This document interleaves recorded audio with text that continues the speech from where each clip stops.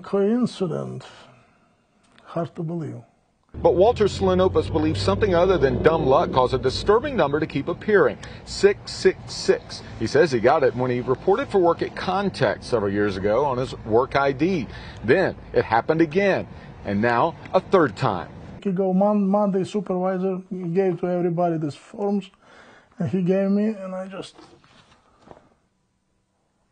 hard to believe.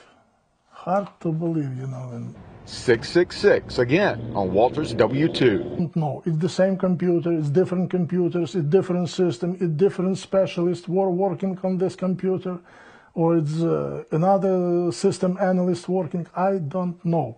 Walter's worry about the number comes from a well-known Bible verse in Revelation. So if 666 is the mark of the beast, he says he can't accept it, and he quit. Don't accept any papers, any telephone bills, anything with number of devil. I did speak with someone from Context's parent company who told me they want Walter back. They're offering to give him a new W-2 form, and they've effectively banned the number 666 from being used anywhere in the company.